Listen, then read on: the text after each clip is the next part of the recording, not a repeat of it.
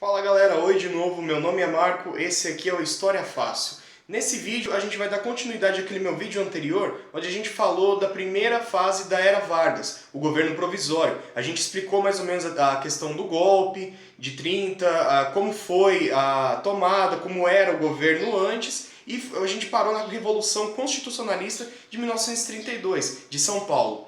Bom, a segunda fase, portanto, ela é a fase do governo constitucional. Por que governo constitucional? Porque em 1933 foi chamada uma assembleia, uma eleição para eleger a Assembleia Constituinte, ou seja, quem iam ser as pessoas que iam escrever a nova Constituição.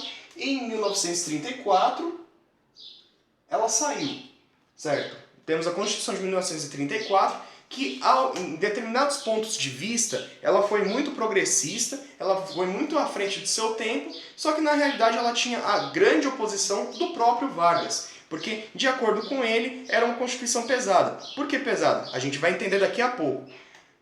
Foi então promulgada a Constituição de 1934, trazendo duas coisas inéditas até então nas Constituições, porque a gente tinha tido duas Constituições anteriores, 1824, feito por Dom Pedro I, e 1891, feito ali pelo governo dos Marechais, sobretudo Floriano Peixoto.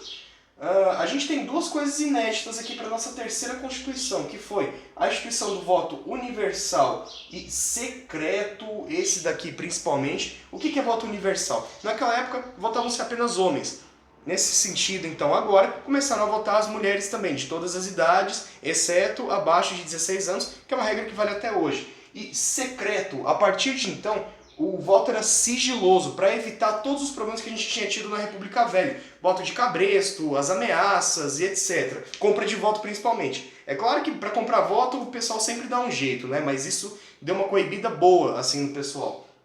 Beleza, leis trabalhistas, eles instituíram as férias, instituíram a carga semanal obrigatória, que na realidade ainda não era semanal, era diária. Instituíram-se as 8 horas por dia e proibiu-se o trabalho noturno e o trabalho para menores de 14 anos. A partir desse momento, trabalhar registrado só a partir dos 14 anos.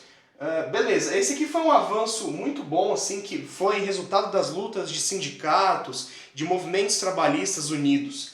A Constituição, os constitucionalistas que fizeram essa Constituição, eles acabaram ali cedendo às pressões que esses sindicatos, essas associações faziam há um bom tempo.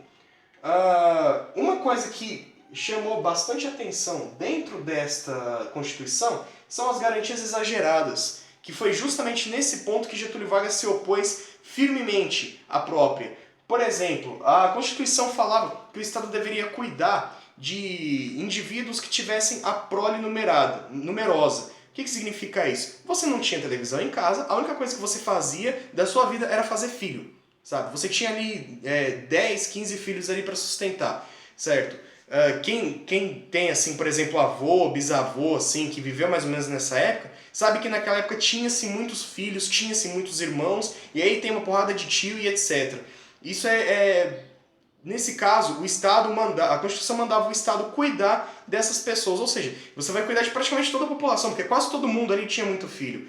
Beleza, isso dá um peso excessivamente grande ao Estado. Esse é só um dos detalhes, eu estou citando isso só para dar um exemplo, porque nesse ponto não é tão importante. O que é importante vocês memorizarem em relação às conquistas do governo constitucional são justamente esses dois aqui primeiros que eu citei.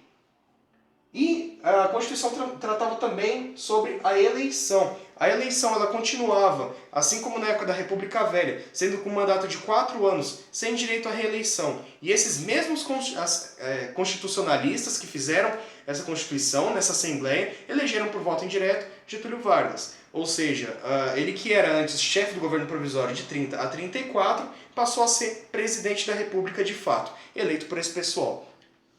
Feita essa Constituição, existem outras coisas dentro do governo provisório que chamam a nossa atenção. Uma delas é a Aliança Integralista Brasileira, que era o fascismo tupiniquim, vamos dizer assim. Um movimento inspirado no nazifascismo, tanto no nazismo quanto no fascismo, principalmente no fascismo, pela grande presença de imigrantes italianos que a gente sempre teve.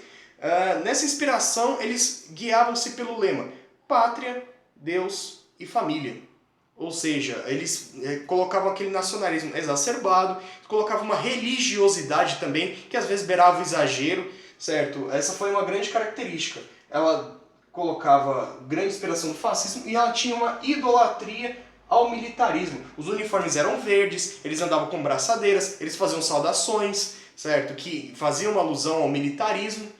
E eles davam apoio a Getúlio Vargas, porque eles, como apoiavam um Estado grande, um Estado ali gigantesco, que tivesse onipresente na vida da sociedade, para eles era necessário ter um governante com mãos firmes, como era o Vargas. Ou seja, eles eram um grupo de apoio ao Vargas, apesar do próprio não fazer parte do AIB.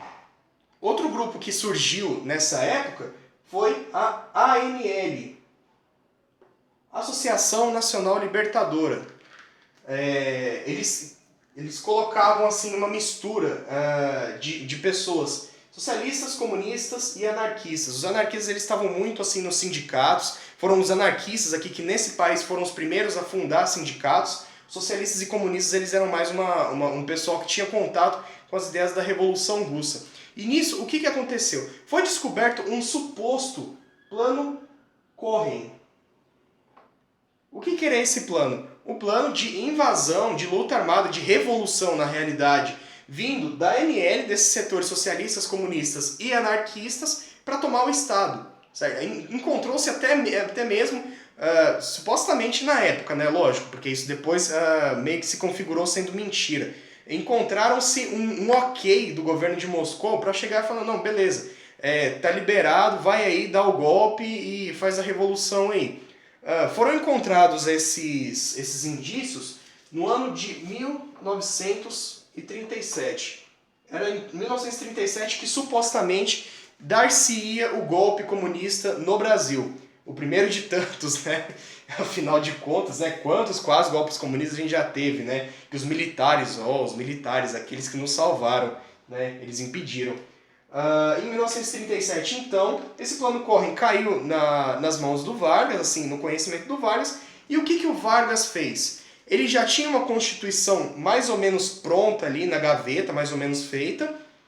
Ele dissolveu a Constituição de 34, jogou a Constituição de 34 fora, dissolveu o Congresso e tomou plenos poderes em sua mão. Ou seja, Getúlio Vargas deu um golpe em si mesmo. Ele era o presidente da República e tinha dado um golpe em si mesmo. As eleições elas estavam marcadas para o próximo ano, para 1938, com dois candidatos ali já meio que despontando, assim, mais ou menos, nas suas pré-candidaturas, e o Getúlio Vargas veio com essa novidade, certo? Veio com esse fato novo, falando, não vai ter mais eleição, agora eu sou o bichão, agora o negócio é comigo. Bom, eu cheguei aqui então, a gente chega ao fim da fase constitucional, do governo constitucional. Basicamente, os principais tópicos que a gente precisa entender foram as grandes conquistas da Constituição de 1934, o que era o AIB, qual que era a inspiração deles, qual que era o lado deles, e o Plano Cohen e a ANL. Lembrando, claro, que até hoje não foi se comprovado a existência real da ANL. O que tem indícios é que foi justamente um plano da AIB, um negócio forjado da AIB, justamente para dar plenos poderes ditatoriais ao Getúlio Vargas e perseguir e combater os comunistas, os socialistas e os anarquistas. Bem, eu vou continuar então na próxima aula, no próximo vídeo, que eu vou falar sobre o Estado Novo, que é o processo que começa nesse ano e vai até o fim da Era Vargas, que é 1945. Eu gostaria de lembrar de novo, aqui embaixo está o meu telefone, está o meu contato. Caso haja interesse para fazer aulas particulares aqui em Uberlândia, é só procurar aí, que de novo está mais fácil que a tabuada do 1. Valeu, gente, até a próxima. Tchau!